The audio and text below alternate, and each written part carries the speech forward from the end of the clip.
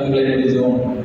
ஸ்தோத்திராண்டவரே, ஸ்தோத்திரம் இயேசப்பா. ஆண்டவரே, நல்ல நாளுக்காக செலுத்துகிறோம் ஆண்டவரே.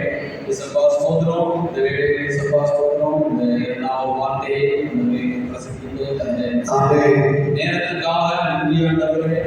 ஸ்தோத்திரம். இந்த இரண்டாவது வார்த்தையில ஆண்டவரே என்ன விதமாக ஆண்டவரே ஸ்தோத்திரம் நீ பிரசங்கிக்க ஆண்டவரே செலுத்தம் செய்கிறீர்களோ அதை ஆண்டவரே ஆத்மாக்களுக்கு ஆண்டவரே நல்ல ஒரு பிரோஜனமாக அமையக்கூடிய ஆண்டவரே உதவி செய்யுங்க. நீங்க எல்லா தடைகளையும் ஆண்டவரே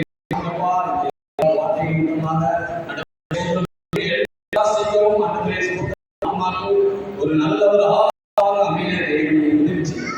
தொடர்ந்து பலப்படுத்துங்க, பாதுகாக்கும். பரிசுத்த நாமத்தினால்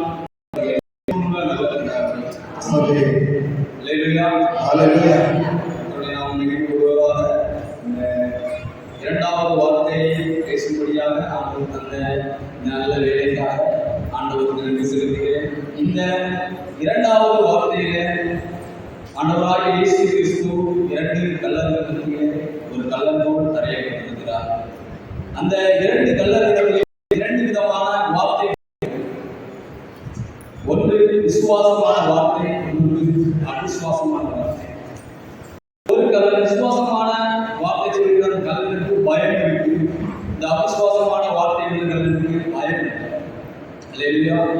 இதுல இந்த விசுவாசம் உள்ள வார்த்தை உள்ள கல்லறை தான் ஆண்டவர் சொல்லுகிறார், இன்றைக்கு நீ என் கூட பரதேசியில் இருப்பாய்.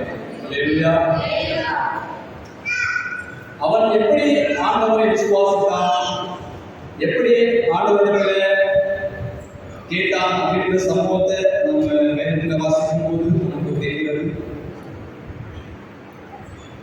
வாசிக்கலாம். லூக்கா 23வது அதிகாரம் 39வது வசனம். உற்சாகரில் ஒருவர் கிறிஸ்துவானார், உன்னையும் எங்களையும் ரசித்துக் கொள் என்று அவரை இகழ்ந்தான். மற்றவர் நம்மை நோக்கி, நீ இந்த ஆத்மைக்கு முட்டவனாயிருந்து தேவனுக்கு பயப்படுகிறதில்லையா? இந்த மனம் திரும்பின ஒரு கல்லறை வார்த்தையும் மனம் திரும்பாத ஒரு கல்லறை வார்த்தையும் இந்த இரண்டு வசனங்களையும் வாசிக்கும் போது நமக்கு தெரியும். மனம் திரும்பாத அந்த கல்லறை என்ன செய்வாங்க, ஆண்டவரை இகழ்ந்தார் என்று இந்த முதல் வசனங்கள் சொல்லப்பட்டிருக்கு. அது எப்படி இகழ்ந்திருக்கான் பாருங்க. நான் அந்த வசனத்தை வாசிக்கிறேன். அன்றைய சிலுவையில் அறையப்பட்டிருந்த குற்றவாளிகள் ஒருவன், நீ கிறிஸ்துவானால் உன்னையும் எங்களையும் ரட்சித்துக் கொள்ளும் என்று அவரை இகழ்ந்தார். மனம் திரும்பாத கல்லன் ஆண்டவரை இகழ்ந்திருக்கிறார். அதற்கு பயன்படுத்தின ஒரு வார்த்தை தான் நீ கிறிஸ்துவானார். அப்போ ஆண்டவராக இயேசு கிறிஸ்துவை அவன் கிறிஸ்துவை விசுவாசாத ஒரு காரணத்தினால அவரை இகழ்வதற்காக இந்த வார்த்தையை செய்திருக்கிறார், பயன்படுத்திருக்கிறார். அதற்கு கீழாக அந்த மனம் திரும்பின ஒரு கல்லனுடைய வசனத்தை நான் வாசிக்கிறேன். மற்றவன் அவரை நோக்கி, நீ இந்த ஆத்மையை உட்பட்டவனாக இருந்தும் தேவனுக்கு பயப்படுகிறது இல்லையா?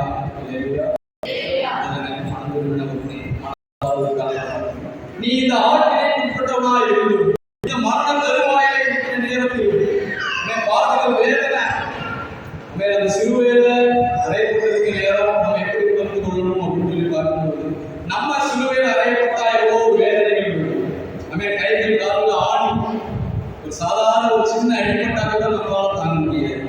ஆனா ஆடிகளால் அறையப்பட்டு வேதனையில் ரத்த வடிகளில் இருக்கும்போது ஆனால் 3 பேரும்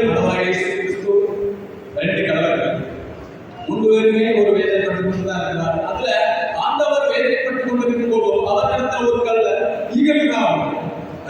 மற்றவன் என்ன செய்யறான், இந்த மனம் இருந்தவன் இந்த ஆட்களை உட்பட்டவனாக இருக்கும் தேவனுக்கு பயப்படுகிறது இல்லையா? அவனுக்கு என்ன இல்லை, பயம் இல்லை. அவன் கலந்த காலம் தான், குற்றவாளியா, வேறு குற்றங்கள் பாவம் செய்யும்போது அவனுக்கு பயம் இல்லை. இப்பொழுது மரண தருவாய் ஒரு பயம் இல்லை. அப்போ இந்த மனம் திரும்ப ஒரு கல்லறை கேட்டு இருக்குது, பயம் இல்லை. இன்னைக்கு ஆண்டவராகிய இயேசு கிறிஸ்துவை ஏற்றுக்கொண்டு இந்த இடத்துல இருக்கிற நாம் எல்லாரும் யாரும் பயப்பட்டோம். ஆண்டவருக்கு பயப்படாத இடத்துல நம்ம என்ன செய்ய முடியுது, இருக்க முடியுது. ஆண்டவருக்கு பயப்படாத மனிதர்கள் வெளியே இருக்கிறாங்க. சபைகளுக்குள்ளேயும் எல்லா இடங்களிலும் பயந்தவர்களும் இருப்பார்கள், பயப்படாதவர்கள் நிச்சயமாக இருப்பார்கள்.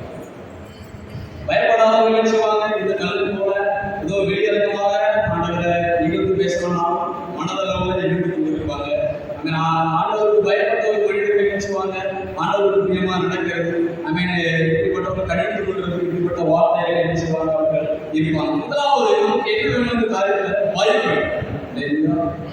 பயம் நான் பாவம் செய்யும் பொழுது நமக்கு என்ன உண்டாகும்? பயம். அப்போ அந்த பயத்தினால நம்ம என்ன செய்வோம்? ஆண்டவருக்கு பிரியமா நடக்கக்கூடிய காரியங்கள், எல்லா காரியங்களும் நம்ம என்ன செய்வோம்? நடக்க முயற்சி செய்வோம். அதுக்கு அடுத்ததாக அந்த வசனங்களுக்கு வாசிக்கிறோம். 41வது வசனம். நாமோ நியாயப்படி தண்டிக்கப்படுகிறோம், நாம் நடப்பித்தவைகளுக்கு தக்க பலனை அடைகிறோம், இவன் சமாதானத்தை நடப்பிக்கவில்லையே என்று அதை கடிந்து கொண்டு கடிந்து கொள்ளும். அதாவது ரெண்டு பேருமே ஒரு குற்றவாளிகள் தான். ரெண்டு பேருமே ஒன்றுக்குள்ள ஒன்று பண்ணிக்கலாம். ஒரு தவறு செய்த ஒரு மனிதர்கள் ரெண்டு பேரும். இவன் ஒருவன் மனம் திரும்பினவன் மனம் திரும்பாமல் பார்த்து கடிந்து கொள்ளுகிறான். நீ இவ்வளோ பெரிய ஆத்மீக தீர்ப்பில் இருக்கிறே, அதற்கு தேவனுக்கு நீ பயப்படுகிறது இல்லையா? என்ன பண்ணுவாருங்க? பயம். அவன் இந்த மரத்தில் இருக்கும்போது ஒருவேளை அந்த கல்லனுக்கு ஒரு எண்ணெய் இருக்கிறது யோசிச்சு பாருங்க. நம்மளுக்கும் அப்படிதான். நம்மளுடைய சரீர மரணம் வரப்போகுது. ஒரு ட்ரீட்மெண்ட்லயோ ஏதோ ஒரு பாடுகளை நம்ம பாடுகள் வரப்போகுது. அந்த நேரத்திலயோ நம்ம பயப்படலாம். பயப்பட்ட ஒரு மனிதன் நம்ம பார்த்து என்ன சொல்லுவோம்? நீ இவ்வளோ ஆத்மீகமாக இருக்கும்போது தேவனுக்கு பயப்படுகிறது இல்லையா? ஆண்டவருக்கு ஒரு பயம் உண்டாயிடுச்சு. இவன் நம்ம எங்க போவோம்? அவன் ஆண்டவர் சுவிசேஷத்தை அநேகமாக கேட்டிருப்பான், அநேக விதமாக கேட்டிருக்கலாம். அது அவனுக்கு எப்பொழுது அந்த பயத்தை கொண்டு பாருங்க, மரண கருவாயில் இருக்கும்போது அவனுக்கு ஒரு பயம் உண்டாங்க. அவன் அந்த பயம் அவனை எங்க கூட்டிட்டு போவார்கள்? பயந்தவர்கள் எங்க போவாங்க? பரலோகத்துக்கு போவாங்க. பயப்படாதவர்கள் நித்திய நரகத்துக்கு. இதுதான் அவனை போல குற்றம் சாட்டப்பட்ட அந்த கல்லனை பார்த்து என்ன செய்யணும்? கடிந்து கொள்ளுகிறார். சரி, இந்த மனம் திரும்பினங்கள்ல ஆண்டவராக இயேசு கிறிஸ்துவை எதை பார்த்து மனம் திரும்பினான்? எப்படி? நம்ம தெளிவிலிருந்து இவ்வளவு நாளாக அனைத்து வார்த்தைகளை கேட்டிருப்பான். ஆனால் அதெல்லாம் மனம் திரும்பாத இந்த கல்லை எப்படி சிலுவையில அரைஞ்சிருக்கிற நேரத்தில், அந்த கஷ்டப்பட்டு கொண்டிருக்கிற நேரத்தில் ஆண்டவராக இயேசு கிறிஸ்துவை எதை பார்த்து அவன் மனம் திரும்பினார் என்று அது கீழே வசனத்தை வாசிக்கிறோம். 42வது வசனத்தை வாசிக்கிறோம். இயேசுவை நோக்கி, ஆண்டவரே, நீ உம்முடைய ராஜ்யத்தில் வரும்போது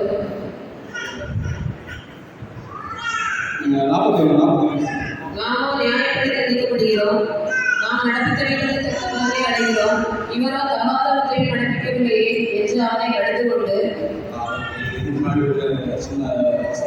அவன் எப்படி நியாயப்படி தண்டிக்கப்படுகிறான்? அவனே ஒத்துக்கிறான், நம்ம தப்பு பண்ணியிருக்கிறோம், தப்புதான் நம்ம. ஆனா இவங்க செய்த ஒரு குற்றமும் செய்யல. ஆண்டவர் ஒரு குற்றம் மற்றவர் என்று இந்த குற்றம் உள்ளவர் தெரிந்து கொள்வார். அதனால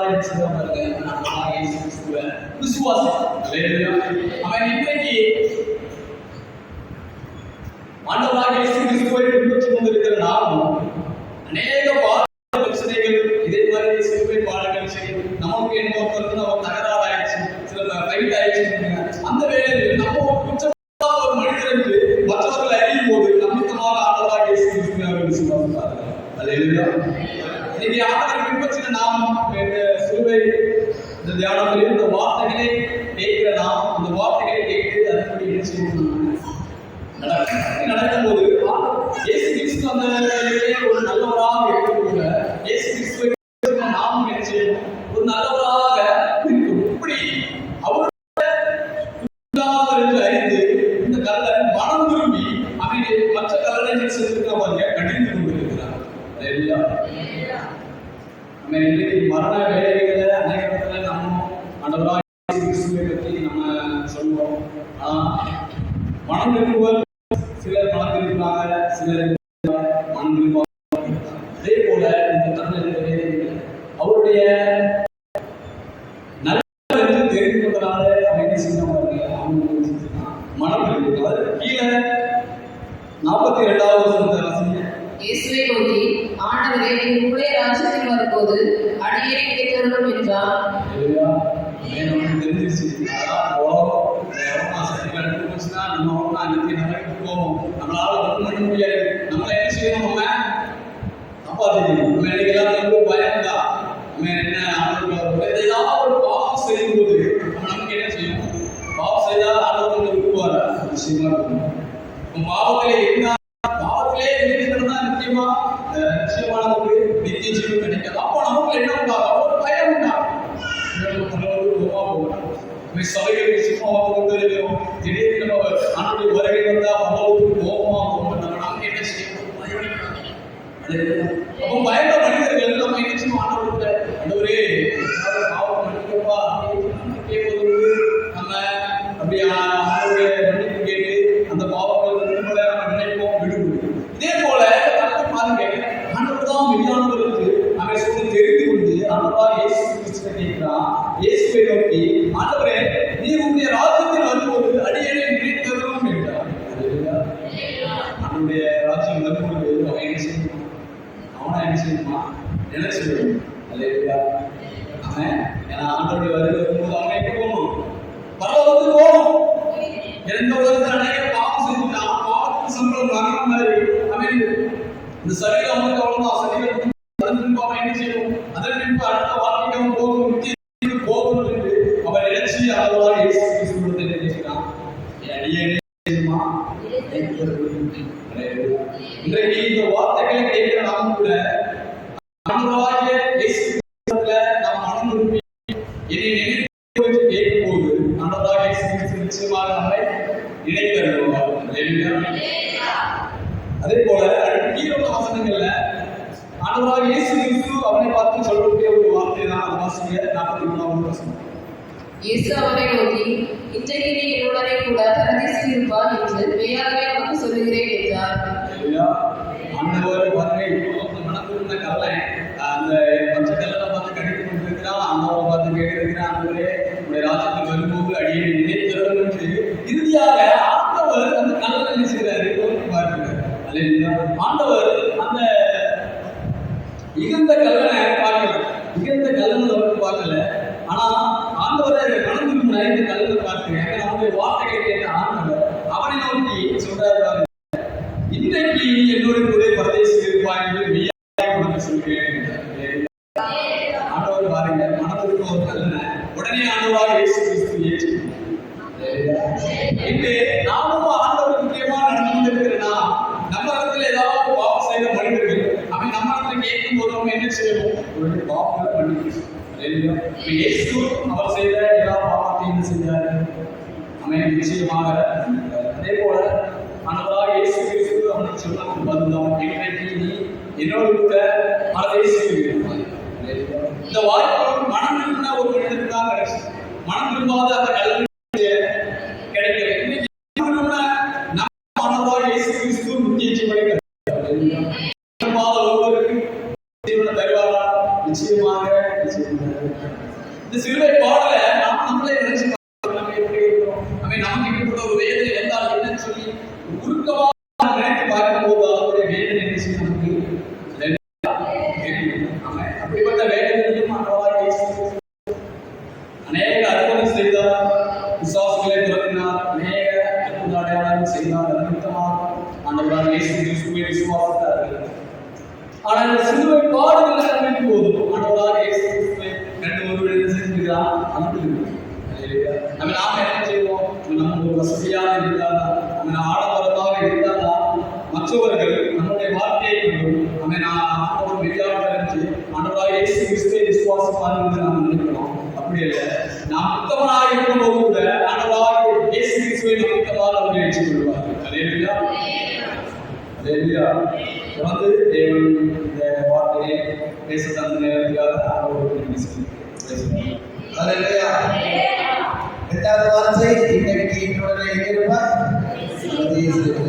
கல்லறை பார்த்த மனம் திரும்பி அவர் அந்த சிலுவையில ஆண்டவரை ஏற்றுக்கொண்டு அவருக்கு அந்த இடத்துலயும் உடல்ல கல்லறை அடித்துக் கொண்டு கேட்கிற ஆண்டவரே ராஜ்யத்தில் வரும்போது அடையீங்க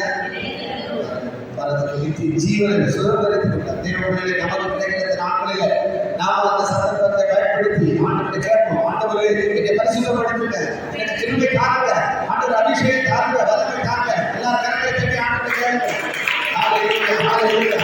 இந்த கல்லறை போல ஆண்டு